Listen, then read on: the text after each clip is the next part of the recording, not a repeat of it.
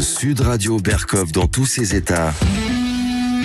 Le face-à-face. 13h09 sur Sud Radio, l'heure pour nous de vous présenter ce face-à-face avec quelqu'un qu'on connaît bien sur Sud Radio et qu'on a plaisir à recevoir. C'est Jacques Beau qui vient nous voir pour ce nouveau livre, Opération Déluge d'Al-Aqsa aux éditions Max Milo. Bonjour Jacques Beau. Bonjour. Alors, comme d'habitude, Jacques Beau, ce qui est bien, c'est qu'au moins avec vous, on sait qu'on n'aura pas 100 pages.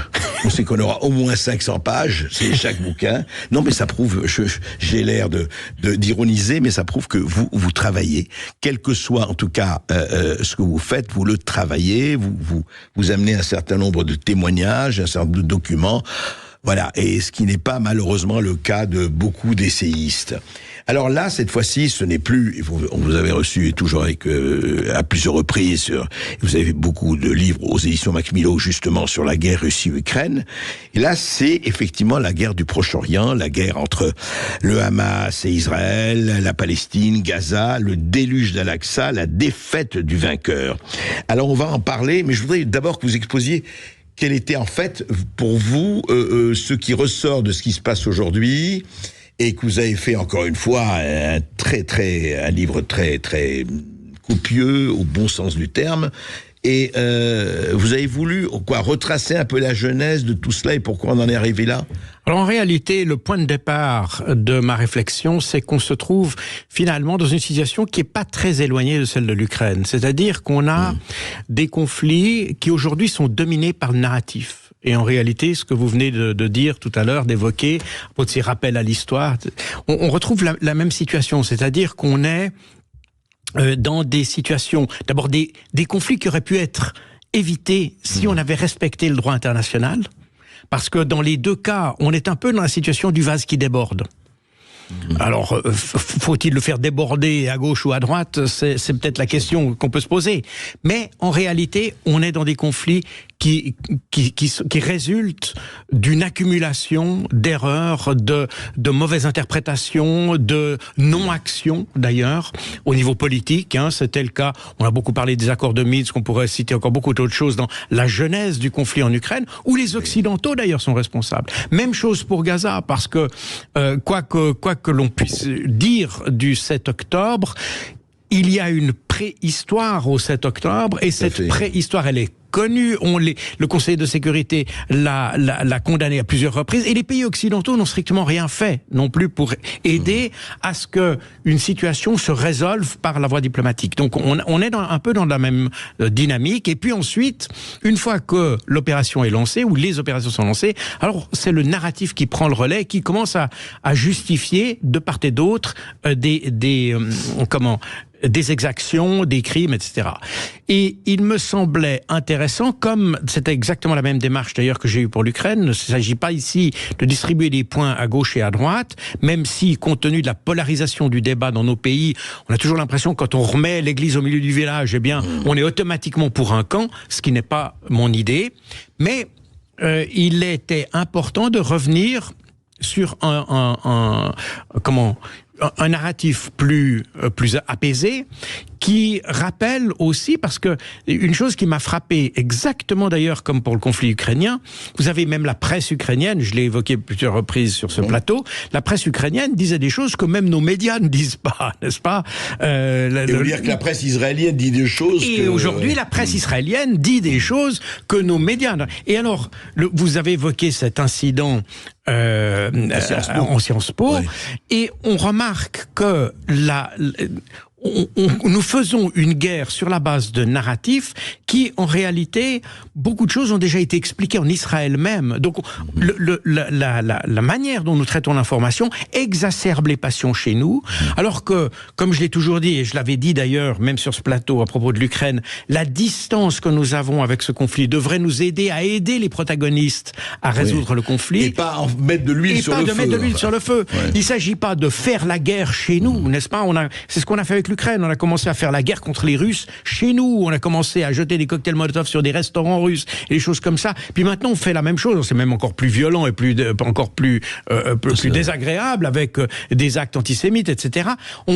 Finalement, on reproduit la guerre, et c'est exactement ce que vous disiez. Si vraiment on veut faire la guerre, allez la faire là-bas. Mais ici, on doit conserver un terrain propre à la discussion, au débat, et essayer de calmer le jeu, calmer les esprits surtout. Alors on va en parler effectivement, beaucoup de choses à dire sur ce livre, on va en parler après cette petite pause, à tout de suite. Et puis on sait que ça vous fait réagir au 0826 300 300 et sur la page Facebook de Sud Radio, écrivez-nous, à tout de suite sur Sud Radio. Sud Radio, votre attention est notre plus belle récompense. Depuis que j'écoute Sud Radio, avec Elisabeth Lévy, Jean-Jacques Bourdin, sans oublier Patrick Crochet et André Berkoff, on est certain d'entendre parler vrai dans la matinale de Sud Radio, figurez-vous. Sud Radio, parlons vrai. Ici Sud Radio. Les Français parlent au français. Je n'aime pas la blanquette de veau. Je n'aime pas la blanquette de veau. Sud Radio Berkoff dans tous ses états. Avec Jacques Beau, opération déluge d'Al-Aqsa, la défaite du vainqueur. Alors Jacques Beau, et vous savez l'amitié que j'ai pour vous et le nombre de fois, là j'ai été assez frappé par quelque chose, je dois vous le dire, c'est que autant sur les livres sur l'Ukraine et le conflit Russie-Ukraine, vous aviez effectivement très très à cœur de donner les deux côtés, en tout cas de montrer le droit. Ici, j'ai l'impression, et c'est encore une fois, c'est pas du tout un reproche, mais vous allez laisser parler un peu d'idéologie quand même. Je m'explique, parce que vous êtes quelqu'un d'assez... Mais je vais vous donner des faits précis par rapport C'est très intéressant. Par exemple, vous dites, page 41, on parlait des Palestiniens, des Israéliens, etc., et vous dites ceci. Vous dites, très exact, je vais vous citer exactement, parce que, comme vous dites, cette histoire en plus, Palestine-Israël, ça a à la fois des millénaires, ça a à la fois des siècles, et puis il y a une dimension, encore une fois, c'est pour ça que c'est pas les reproches, et encore une fois, au contraire, c'est une dimension à la fois métaphysique, tripale, identitaire, tout est mêlé. Donc il faut évidemment faire attention. Mais vous dites à un moment donné, ceci, attendez, oui c'est ça, vous dites, il est important de rappeler ici que même si les Palestiniens auraient sans doute préféré qu'Israël n'existe pas, ça me paraît une litote, ils ne sont pas contre son existence, ainsi qu'en témoigne la charte du Hamas. Oui. Vous dites ça. Bon. Alors, j'ai regardé, et vous avez eu tout à fait, vous citez la charte du Hamas, Jacques Beau. Et là, dans la charte du Hamas, je vais vous la citer telle qu'elle est dans votre livre, hein, j'ai pas pris d'autres sources, il est écrit ceci. Attendez. Voilà. La page 432 de votre livre, et vous dites ceci, enfin, non, c'est la charte du Hamas, oui. Pardon, c'est pas vous, bien sûr, et vous dites ceci, c'est très intéressant, parce que, quand vous dites, oui, il n'y a pas de négation d'Israël en tant que tel, et c'est tout le problème, voilà, la charte du Hamas, la voilà, alors, la terre de Palestine... La Palestine, qui s'étend du Jourdain à l'est jusqu'à la Méditerranée à l'ouest, et de Ras el Nakoura au nord jusqu'à el Rashash au sud, constitue une unité territoriale intégrale. C'est la terre et la maison du peuple palestinien. L'expulsion et le bannissement du peuple palestinien de sa terre et l'établissement de l'entité sioniste sur celle-ci n'annulent pas le droit du peuple palestinien à l'ensemble de sa terre et n'y confèrent aucun droit à l'entité sioniste usurpatrice. La Palestine est une terre arabo-islamique, c'est une terre sacrée, bénie, qui occupe une place particulière dans le cœur de chaque arabe et de chaque musulman. Très bien. Et tout moi, à fait. C'est le bon. Non. Or, vous dites qu'il ne nie pas l'existence d'Israël. Non, or, tout le problème, il est là. Oui et non. Ouais, alors, il faut bien comprendre d'abord la genèse, puisque l'État d'Israël est apparu en 48, après la résolution 180 de la résolution des Nations Unies, de l'Assemblée Générale des Nations Unies, qui prévoyait que l'État de Palestine qui préexistait, puisqu'il y avait un État de Palestine qui préexistait, dont Golda Meir disait même qu'elle était ressortissante. Oui. Enfin, c'était un État palestinien sans être un État. C'était un État mandataire. Province ottomane. Oui. C'était il est mandataire britannique et qui avait même son comité olympique, donc qui était un État malgré tout. D'ailleurs, Moshe Dayan, c'était palestinien. Mais oui, tout à fait. Ils étaient palestiniens. Donc, ce qui s'est passé après la résolution 180, c'est que les Arabes auraient voulu conserver ce territoire et avoir 2 peuples sur le même territoire. C'est ça. D'accord. Le problème est que l'acceptation du plan de partage à cette époque devait être, selon la résolution, soumise à référendum. Mais du fait que les Arabes, la population arabe composait 2/3 de la population et la population juive 1/3, est évident que les Juifs qui, eux, avaient à l'esprit un État pour eux, ça allait être le point de vue arabe qui allait prévaloir, bien entendu. Sûr. Et c'est la raison pour laquelle ils ont préféré prendre les terres. Donc on est arrivé aux frontières de 47, 48, oui, fin 49. Enfin, voilà. Donc le territoire a été occupé illégalement. Et c'est ça, d'ailleurs, que les Palestiniens encore aujourd'hui disent. En fait, ils ont en tête toujours, c'était ce territoire initial de 1947 qui aurait dû être partagé par référendum, mais pas autrement. Oui, mais alors, ensuite, attendez, j'ai pas fini. Allez-y. Parce que quand on regarde aujourd'hui, alors la position c'est la charte de 2017 que vous avez mentionnée, qui est d'ailleurs la seule valable actuellement.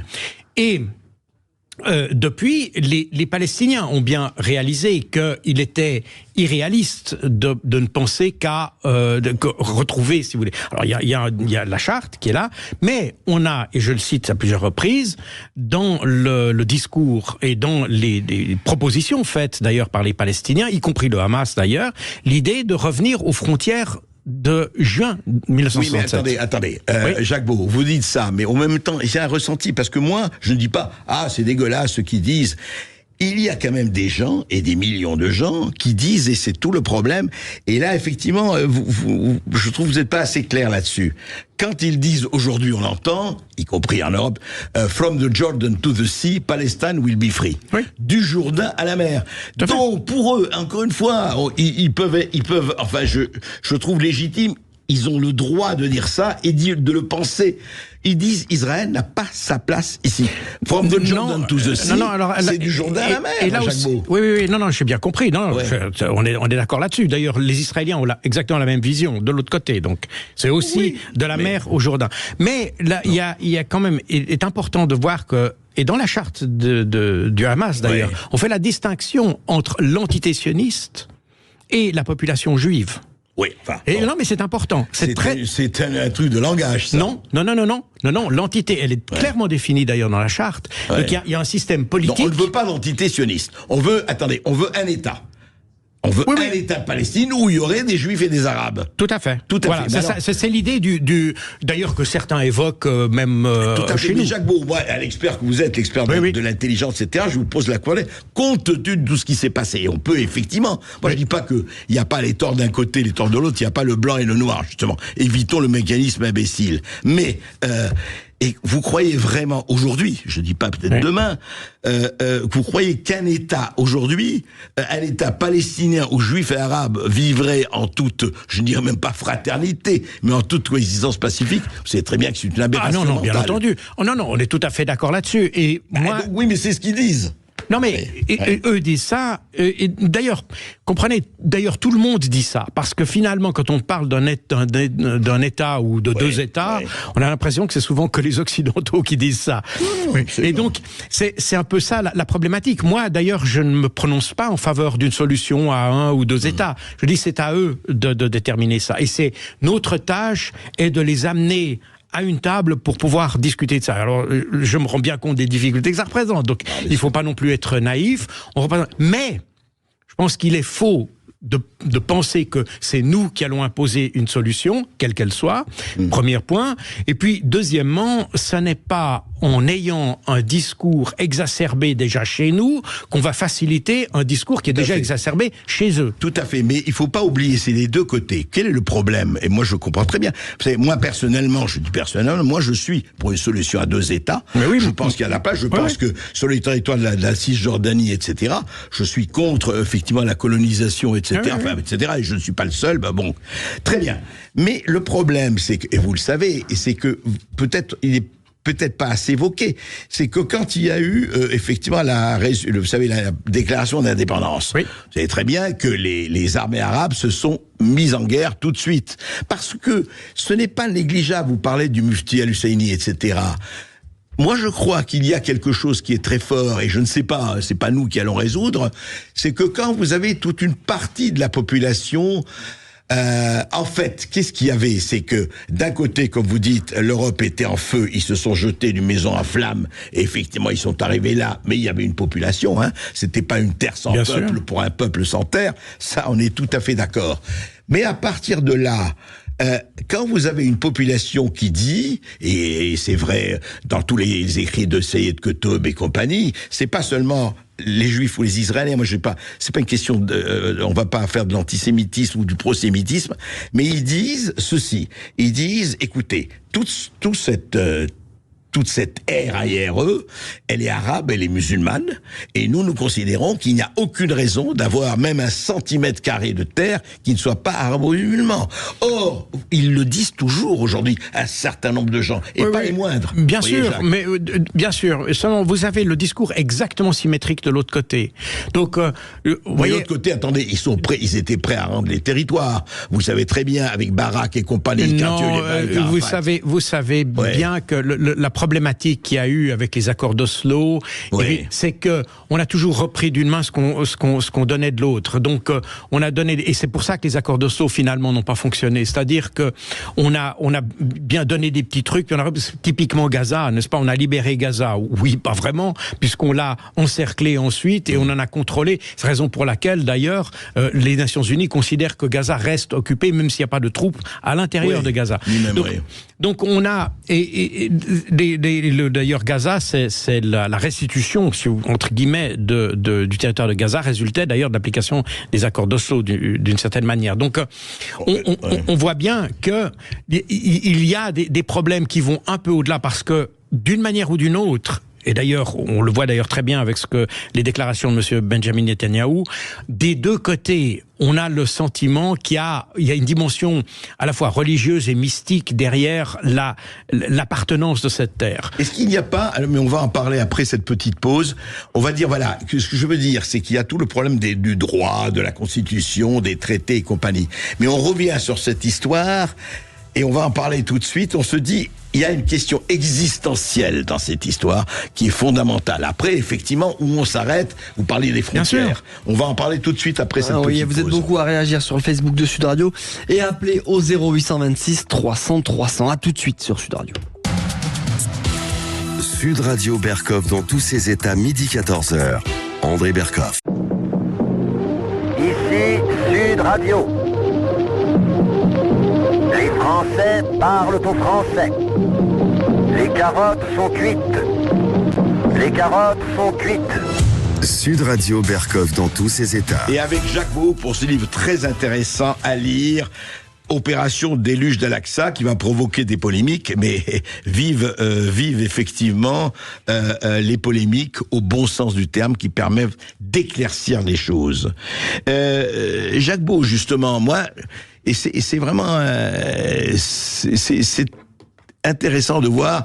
Moi, je me rappelle, j'étais tout enfant, j'étais à Beyrouth, et en pleine, alors c'était la guerre de 48, etc. J'étais un gosse, et le slogan qu'on entendait un peu partout en arabe, c'était « Palestine bledna ou Yehoud klebna », c'est-à-dire « La Palestine est notre patrie, les Juifs sont nos chiens ». C'est un truc qui a perduré un peu partout. Et donc, il s'agit pas d'appliquer les schémas occidentaux par rapport à ça, mais encore une fois, est-ce qu'il n'y a pas un problème existentiel? Je m'explique. Je veux dire, effectivement, chacun en profite d'une certaine façon. Mais quand vous voyez la carte, effectivement, ce qu'occupe Israël, 2 départements français, et ce qu'occupe le monde arabe, je crois qu'il n'y a pas d'abord pluralité dans le monde arabe, il y a de tout. Effectivement, moi je ne mets pas, c'est imbécile de mettre l'islam et l'arabisme dans le même sac, il y a beaucoup, mais comment peut-on aujourd'hui ramener un semblant de raison sans effectivement jeter tel peuple ou l'autre avec l'eau du bain? Comme vous le dites, il y a un problème existentiel d'ailleurs des deux côtés. Et la problématique a été, je pense qu'on a, les Occidentaux aussi ont fait un péché originel en 1947, sont les Britanniques en particulier, puisque c'était eux qui étaient responsables jusqu'à l'indépendance d'Israël en mai 48, mais aussi les Occidentaux quand même, qui ont été responsables de laisser pourrir une situation. Parce qu'en réalité, on était à l'époque beaucoup plus réaliste, on n'était pas encore dans des problèmes qui étaient totalement existentiels, et on aurait pu, à ce moment-là, imposer des règles qui auraient pu être, enfin imposées, non, on n'aurait pas nécessairement imposé, mais on aurait pu déjà le faire par voie démocratique. On aurait pu imposer des règles qui auraient été ensuite acceptées. Le problème, c'est que on a avancé dans l'histoire sans réelles règles. Et le droit international n'ayant pas été respecté, les Palestiniens, à juste titre, réclament l'application du droit international, comme ils l'appliquaient déjà en 1948, le 15 mai, lorsque la guerre de 48 a éclaté. Oui, sauf qu'ils ont refusé. Pourquoi ils ont fait la guerre? Pour dire, attendez, Israël ne doit pas exister, vous êtes d'accord? Non, c'est pas vrai. Non, ils ont rien refusé. Ils ont lu le texte de la résolution en 1980 qui prévoyait... En 48, vous voulez dire? En 47, celle de 47. Oui. Donc ils avaient lu la résolution qui prévoyait que la création, non pas d'Israël, mais de 2, ou même 3 États, il y avait l'État juif, parce qu'on ne parlait pas encore d'Israël, donc un État juif, ou un État arabe, oui, à partir de 48, on parle d'Israélien. Oui, mais bon. C'était entendu, ça. Non, mais dans la résolution, on parle d'un État juif, d'un État arabe et d'une Jérusalem internationale. Ça, c'est ce qui est dans la résolution. De 47, oui. De 47, exactement. Et ce partage, quel qu'il fût d'ailleurs, parce qu'il y avait une proposition, cette fameuse carte qui circule, qui est une proposition, mais il aurait pu y avoir autre chose. Bien sûr. Et ça devait se faire par des voies démocratiques. Mais comme les milices juives à l'époque ont pris du territoire, d'ailleurs il n'y a qu'à lire la mémoire de Ben Gourion, il l'explique très très clairement, et ces milices ont pris le territoire avant même qu'il y ait eu n'importe quelle résolution, et sur cette qu'il y ait eu n'importe quel référendum, et puis le 14 mai, on a déclaré l'indépendance d'un État. Et c'est là où les Arabes ont dit, voilà, la situation est figée, on ne peut pas accepter que la situation soit figée. Et donc on fait la guerre. Donc ils n'ont pas refusé le plan de partage, ils ont refusé la manière dont le plan de partage... Et ça, c'est un peu d'ailleurs toute l'histoire de ce conflit. Le problème n'est pas de savoir si Israël doit exister ou non. Pour moi, l'Assemblée générale des Nations Unies a donné le droit qu'il existe et le droit de le faire. Donc pour moi, on doit rester là-dessus. Et Israël a certainement... Le problème, c'est la manière dont on a mis en place, finalement, comment on a fait évoluer les choses. Et depuis 1947, systématiquement, on grignote du territoire, on ne respecte pas... 1967 a été un cas évidemment marquant, puisqu'il y a eu la résolution 242 qui impose à Israël de se retirer et de restituer les territoires occupés en juin 67. Donc, on a systématiquement fait comme si le droit international n'existait pas. Puis aujourd'hui, on a un problème finalement qui a amplifié, qui s'est certainement, qui est devenu moins rationnel et beaucoup plus émotionnel, où finalement les émotions et les tripes parlent plus que la tête. Oui, et les émotions et les tripes parle plus que la tête, mais encore une fois, il faut bien comprendre et accepter. Il ne s'agit pas de donner la primauté à cela, mais que comme c'est des histoires millénaires, effectivement, ça ne se passe pas uniquement... Parce que quand vous dites non juste l'état de droit, mais l'état de droit, écoutez, la Jordanie en tant que telle n'existait pas. Le royaume hachémite de Jordanie, c'était pas un pays. Non, tout à fait. Bon, mais il a été d'ailleurs. Oui, mais ça, on ne dit rien là-dessus. Mais oui et non, parce que vous voyez, le fait, par exemple, qu'Israël n'ait jamais défini ses frontières. Oui. C'est un pays qui n'a jamais défini. Pourquoi? Parce que ceux qui ont créé Israël, qui étaient en grande partie ce qu'on appelait les sionistes révisionnistes. Pourquoi révisionnistes? C'est pas des révisionnistes concernant l'Holocauste. Ça n'a rien à voir avec ça. C'est révisionnistes pour revoir la décision des Britanniques de donner la Transjordanie aux Hachémites. Ouais. Parce que c'est de nouveau les Britanniques qui ont disposé d'un territoire dont en réalité ils ne pouvaient pas disposer. Et ils l'ont donné. Et comme vous l'avez très justement dit, la Jordanie est un territoire dont l'existence elle-même est en fait illégale à la base. Sauf que personne, à aucun moment sur une seconde, ne discute de la légitimité ou pas de la Jordanie. En revanche, sur Israël, la légitimité est discutée du matin au soir et du soir au matin. Parce que ce qui s'est passé, alors c'est pas tout à fait exact, parce que les Palestiniens qui se trouvaient en Jordanie, et vous le savez sans doute mieux que moi, dans les années, fin des années 60, début des années 70, la Jordanie a expulsé. Les a même massacrés. Les a même massacrés. Septembre noir. Exactement. Et ils sont venus au Liban et il s'est passé ce qui s'est passé ensuite. Oui, exactement. Ça. C'est ce qui a amené ensuite cette résistance palestinienne à opérer depuis le territoire libanais contre Israël et qui a finalement provoqué l'intervention israélienne, etc. Donc, et la guerre civile au Liban. Voilà. Et donc, exactement. Aussi, tout à fait, absolument. Et donc, on est c'est pour ça que je vous dis, le non-respect du droit a en fait créé un phénomène de boule de neige qu'aujourd'hui il est pratiquement impossible de résoudre, et c'est la raison pour laquelle je comprends que de part et d'autre, d'ailleurs, en Israël, je l'écris d'ailleurs dans mon livre, de part et d'autre, on puisse voir les choses avec animosité, émotionnalité. Ça, je le comprends parfaitement, de part et d'autre. Mais ici, chez nous devrions avoir un regard beaucoup plus de recul, exactement comme l'Ukraine, au lieu de chercher à nous impliquer dans ces conflits, à essayer d'attiser les flammes d'un côté ou de l'autre. Nous devrions précisément, d'ailleurs, c'est exactement ce que vous disiez avant à propos de ce qui s'est passé à Sciences Po, avoir du recul, profiter de la distance que l'on a, la distance à la fois géographique mais probablement intellectuelle aussi, pour avoir un discours apaisé et aider à la solution. Mais malheureusement, la réalité n'est pas là. Moi, je vais vous dire, Jacques Beau, moi, je vous suis là-dessus. Mais le problème, c'est que moi, si j'ai envie, par exemple, je suis un politicien électoraliste, et malheureusement, ça existe d'un côté comme d'un autre, je vais avoir les voix de telle ou telle communauté, et je vais aller dans le sens de la facilité la plus totale, et je vais faire la guerre israélo-palestinienne ici en France. Mais là, vous parlez d'un problème qu'on a déjà évoqué à propos de l'Ukraine, c'est l'immaturité de nos élites politiques. Parce que nos politiques n'incitent pas du tout au dialogue et à la réflexion. Au contraire, d'ailleurs, vous en avez cité d'ailleurs 2 exemples au début de cette émission. Donc on est avec une classe politique qui est d'ailleurs, je suis désolé de le dire, mais je pense qu'il y a relativement peu connaissance des problèmes. Et n'ayant pas de connaissance des problèmes, ils le traitent de manière caricaturale. Ils sont obligés ou contraints d'imposer une forme de censure sur un discours parce qu'ils ne sont pas capables de maîtriser le discours, parce qu'ils ne maîtrisent pas intellectuellement les problèmes. Les intérêts. Et puis en plus il y a les intérêts politiciens. Voilà. Alors on joue, vous avez on est dans le point Godwin en permanence. Oui, des deux côtés. On va en parler tout de suite et puis on va prendre nos auditeurs après cette petite pause. Après cette petite pause, on aura Hakim au 0826 300 300 qui nous attend au standard. À tout de suite sur Sud Radio. Sud Radio Berkov dans tous ses états. Appelez maintenant pour réagir 0826 300 300. Ici Sud Radio. Les Français parlent au français. Je n'aime pas la blanquette de veau. Je n'aime pas la blanquette de veau. Sud Radio Berkov dans tous ses états.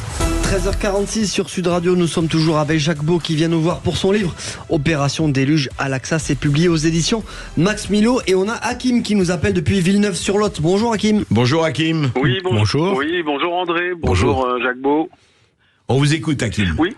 Oui, voilà, j'ai une question, même deux, si Jacques Beau me permet, dont les analyses sont très intéressantes sur le conflit russe et ukrainien. Allez-y. Se vérifier tous les jours. Première question, est-ce que Jacques Beau croit encore à la solution à 2 États? Est-ce que physiquement c'est possible quand on regarde aujourd'hui l'état des implantations en Cisjordanie? Ça, c'est ma première question. Et ma deuxième question, est-ce qu'il n'a pas l'impression que les fanatismes religieux, l'extrémisme religieux, le suprémacisme religieux des deux côtés n'a pas remplacé finalement le combat nationaliste qu'il y avait des deux côtés d'antan dans ce conflit? Ouais, intéressant. Merci. Oui.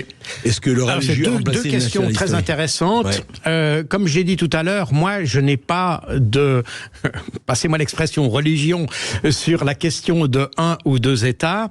Je pense, mon cœur pencherait plutôt pour une solution à deux États, si je peux dire que ça comme ça, puisque c'était l'idée des Nations Unies en 47, et je pense que c'est la solution la plus raisonnable. Mais on comprend bien qu'il y a des difficultés significatives à la mettre en œuvre, et qu'en définitive, ce sont les peuples eux-mêmes qui doivent se mettre d'accord sur cette question et qui doivent faire preuve de raison et de rationalité pour résoudre ça. Mais je comprends bien que la solution à deux États, qui serait, à mon avis, qui serait probablement la meilleure, est difficilement applicable, notamment en raison, par exemple, des implantations qu'on a en Cisjordanie, parce qu'on a là une catégorie... Ça peut changer, ça aussi. Ça pourrait changer, mais on a vu d'ailleurs le gouvernement israélien a eu des problèmes considérables, a déjà évacué Gaza en 2005, et on pourrait s'imaginer, parce que la population qui est en Cisjordanie est une population qui est beaucoup plus beaucoup plus religieuse, alors justement, beaucoup plus extrémiste. Ça nous amène à la seconde question. Et ça nous amène à la deuxième question. Alors,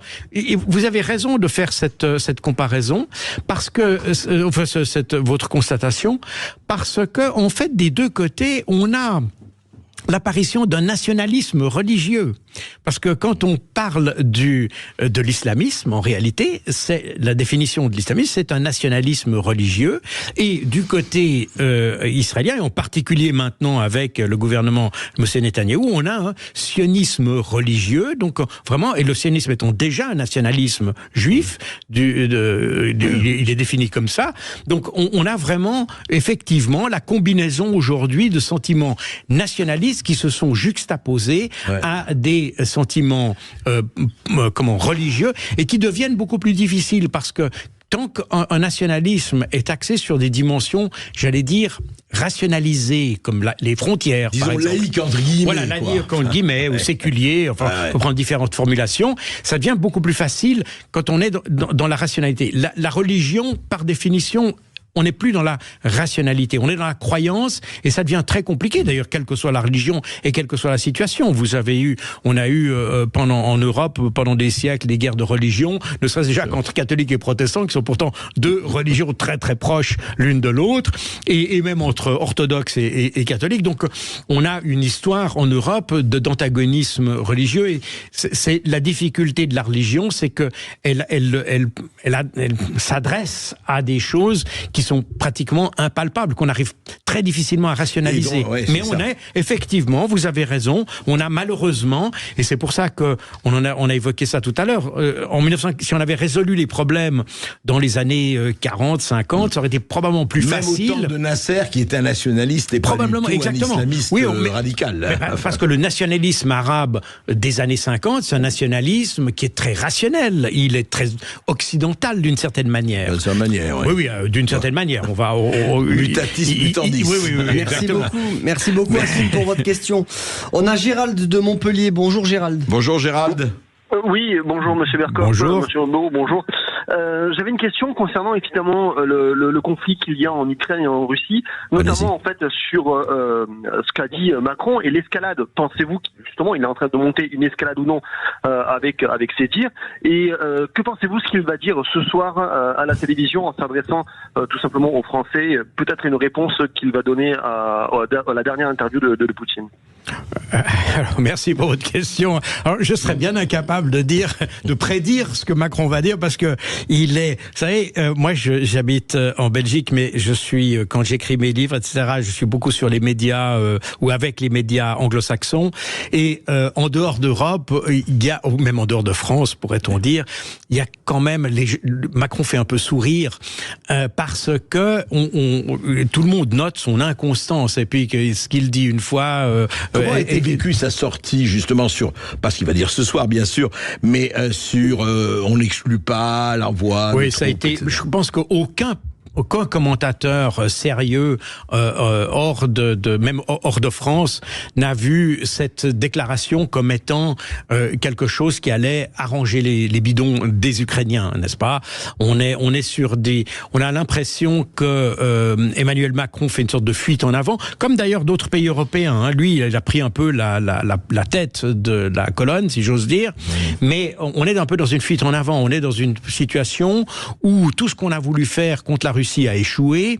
Et puis, on voit qu'en plus, la situation se dégrade en Ukraine, et se dégrade pas seulement sur le front militaire, mais également dans le champ politique.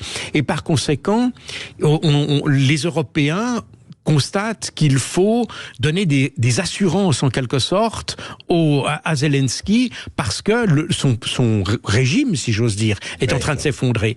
Et on est là un peu dans cette surenchère qui est liée au fait qu'on ne sait plus quoi faire. Et c'est un petit peu, malheureusement, les déclarations de Macron sont un peu un aveu de faiblesse, d'une certaine manière. L'envers d'une certaine impuissance, faut Exactement. Le dire. C'est ça. Tout à fait. Merci beaucoup Gérald pour votre question. On a Jean-Marc de Grenoble. Bonjour Jean-Marc. Bonjour Jean-Marc. Oui, bonjour Monsieur Jacquebeau et André Berkoff. Je me permets d'appeler parce que effectivement j'ai lu tous les livres de Monsieur Jacquebeau et je suis fan. Et par contre là sur ce thème-là, je le sens un petit peu une accointance plutôt pro-palestinienne. D'ailleurs il en parle dans ses bouquins sur l'Ukraine. Et moi je voudrais revenir sur certains propos parce que là je suis pas du tout d'accord. Lorsque on fait l'historique et qu'on parle effectivement du plan de partage de l'ONU qui a eu lieu. Tout d'abord, il n'y a jamais eu d'État palestinien, contrairement à ce que dit M. Beau. C'était d'abord l'Empire ottoman, puis un mandat britannique. Donc parler d'État en tant que tel, c'est quand même une contre-vérité. Et d'autre part, il y a eu un plan de partage de l'ONU en deux États. État arabe d'un côté, État juif, refusé par la partie arabe. D'ailleurs, aujourd'hui, ils doivent s'en mordre les doigts parce que cet État était bien plus avantageux, c'est clair, qu'ils ont actuellement. Ensuite, tout de suite, il y a eu la guerre de 48. On va jeter les Juifs à la mer et vous pourrez revenir. Ça ne s'est pas produit. Et entre 48 et 67, qu'est-ce qui se passe? La Jordanie, elle occupe la Cisjordanie, elle occupe Jérusalem. Je serais curieux de savoir pourquoi, si Jérusalem est si importante pour la partie arabe, pourquoi, à l'époque, les souverains hachémites n'en ont pas fait leur capitale. Ça, c'est une chose. Et pour finir, eh bien, les accords d'Oslo. J'étais en congé là-bas, en Israël, en 94, un mois où il y a eu 400 morts par attentat du Hamas. Et c'est ça aussi qui a fait capoter les accords d'Oslo. Moi, je voulais préciser ça parce que on peut pas sans arrêt mettre la faute que sur Israël. Cette histoire de conflit au Proche-Orient, c'est essentiellement des rendez-vous manqués. Arafat a manqué tout ce qui lui a été proposé. Aujourd'hui, merci. Voilà, je me permets quand même de répondre parce que l'État de Palestine, vous comprenez, on a aujourd'hui, on peut peut-être discuter sur les termes, mais pour les Palestiniens, ils avaient un État de Palestine. Et comme on l'a dit d'ailleurs tout à l'heure, même des dirigeants israéliens disent qu'effectivement, ils étaient membres citoyens d'un État de Palestine. Alors que ce n'était pas un État, puisqu'il était sous tutelle britannique, puisque c'était sous mandat britannique, mais c'était quand même un État. Et c'est la particularité de ça, c'est pas tellement que ce soit un État ou autre chose, c'est surtout qu'on avait un territoire où deux peuples coexistaient. C'était ça la problématique. Que les Arabes, et d'ailleurs c'est ce qu'ils auraient voulu conserver après la résolution. La résolution des Nations Unies, que vous avez évoquée de 1947, n'a pas partagé le territoire. Ils n'avaient pas le pouvoir de partager le territoire. Et ceci pour une bonne et simple raison, c'est que l'Assemblée Générale des Nations Unies fonctionne en fonction de la Charte des Nations Unies, et selon la Charte des Nations Unies, la répartition, si vous voulez, du territoire palestinien devait se faire selon le principe de l'autodétermination des peuples, qui est une des clés de voûte du système onusien. Et par conséquent, c'est la raison pour laquelle j'ai dit tout à l'heure que la mise en œuvre de la résolution 181 impliquait nécessairement, et c'est d'ailleurs dans le texte de la résolution, vous pouvez le lire vous-même, la résolution devait être mise en œuvre par des référendums. Et c'est ces référendums qui n'ont pas été appliqués. Comme en France, il n'y a plus eu de référendum depuis 2005. Voilà, c'est ça. La chose du monde la plus compliquée. Merci Jacquebeau, et merci à vous. Et merci à vous de nous avoir écoutés. Merci Jacquebeau. On rappelle ce livre, Opération déluge d'Al-Aqsa aux éditions à lire, Max Milo. Merci André Berkoff d'avoir animé l'émission. Vous revenez demain pour la culture avec Céline Alonso. Vous recevrez Je crois. Demain, nous recevons le policier qui a inspiré, le fameux film Bac Nord. Et c'est à écouter de 13h à 14h. Et puis demain sera Alexis Poulain qui sera là de midi à 13h. On débriefera l'allocution d'Emmanuel Macron ce soir aux 20h de TF1 et de France 2. Tout de suite, c'est Brigitte Lahaye sur Sud Radio. Sud Radio. Sud Radio. Parlons vrai. Parlons vrai. Sud Radio. Parlons vrai.